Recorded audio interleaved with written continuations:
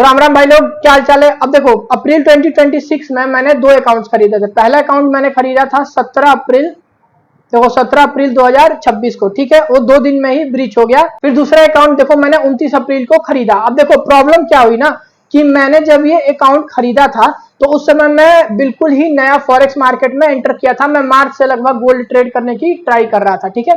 अब देखो Indian market में मैं अच्छा खासा परफॉर्म कर लेता हूं, पर गोल्ड में सिनारियो ये है ना कि हर सेशन में अलग तरह की लिक्विडिटी आती है, समझ रहे हो। तो उसमें एक फिक्स स्ट्रेटेजी होना बहुत ज्यादा इंपॉर्टेंट है। तो अब देखो मेरे साथ होता क्या है, मैं अकाउंट 29 अप्रैल को खरीदता हूं। अब अगर तुम ध्यान से देखोगे,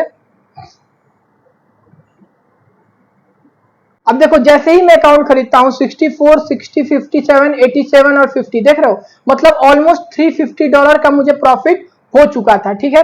अब मेरे अंदर इतना ज्यादा कॉन्फिडेंस आ गया कि मुझे लगा कि यार मैंने तो गोल्ड को क्रैक कर लिया है, और यही मेरी सबसे बड़ी गलती थी। अब देखो होता क्या है, मार्केट यहां से मैंने, अब तुम देखोगे ना मेरे बहुत बड़े लॉसेस नहीं है। देखो 65, 61, 70, तुम ऐसा नहीं देखोगे कि मैंने कोई एक बहुत अचानक से $100, $200, $500 का लॉस ले लिया, नहीं। देखो 16, 22, 14, 5, 43, 40, देख रहे हो 7, 18, 27, मतलब मेरे लॉसेस देखो कितने छोटे हैं। पर देखो मेरे साथ प्रॉब्लम क्या हुई, प्रॉब्लम ये हुई ना कि लास्ट डे जिस दिन मैं ट्रेड कर रहा था, ठीक है, उस दिन देख रहे हो, देखो 40, 22, 78, 25, 21, 44, 25। अब देखो जब मैं ट्रेड कर रहा था ना तो मेरे दिमाग से बिल्कुल ही निकल गया कि एक डेली ड्रॉडाउन भी होता है।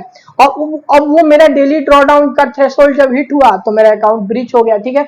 अब वहां से देखो 2 महीने मैंने लगाए, मैंने सारी चीजें यहाँ से नोट की और मुझे समझ में आया कि मेरी जो है वो 2 मेजर गलतियां रही हैं अभी तक, ठीक है। सबसे पहली गलती देखो कि मैं ओवर कॉन्फिडेंस में आ गया जब मुझे बैक टू बैक प्रॉफिट्स होने लगे, ठीक है। अब देखो छोटे छोटे लॉसेस लेना इज गुड, पर अगर तुम $10 के भी 20 या 30 ट्रेड करोगे तो वो $200-300 हो जाता है पर डे, समझ रहे हो। तो अगर मैं 5-6 ट्रेड भी कर रहा हूं तो वो स्कैल्पिंग सही है, पर इस लेवल पे क्या हुआ ना कि मैं कब थ्रेशोल्ड टच कर गया मुझे आइडिया ही नहीं लगा, समझ रहे हो। तो उसके लिए मुझे एक फिक्स स्ट्रेटेजी चाहिए थी। मैंने 2-3 महीने टाइम लगाया और अब मैंने मतलब गोल्ड को थोड़ा बहुत अपना एक फिक्स स्ट्रेटेजी बना लिया है। उसके बारे में हम ब्लॉग 1 में बात करेंगे। देखो मैं फंडिंग जर्नी स्टार्ट करने वाला हूं मंडे से, ठीक है। अब मैं अकाउंट खरीदने वाला हूं, उसके बाद मैं आपके साथ सब कुछ ही शेयर करूंगा। मैंने कैसे ट्रेड्स लिए, कहाँ ट्रेड्स लिए, किस सेशन में ट्रेड कर रहा हूँ, मेरी प्रॉफिटेबिलिटी जर्नी कहाँ तक पहुंच। अब देखो मैं क्या क्या ट्रेड करूंगा, मेरी स्ट्रेटेजी क्या होगी, मैं ट्रेड्स कितने करूंगा। अब ये सारी जितने भी चीजें हैं ये हम डे 1 पे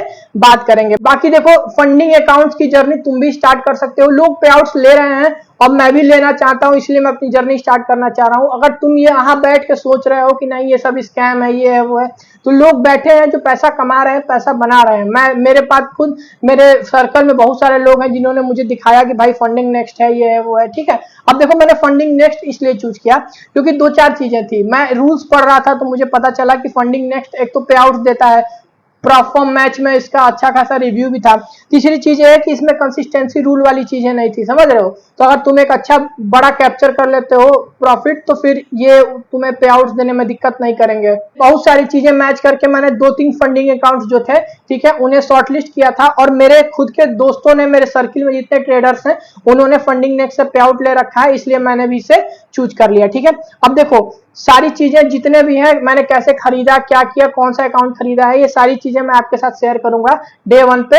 बाकी वीडियो को लाइक कर दो, चैनल को सब्सक्राइब कर लो और कीप ट्रेडिंग।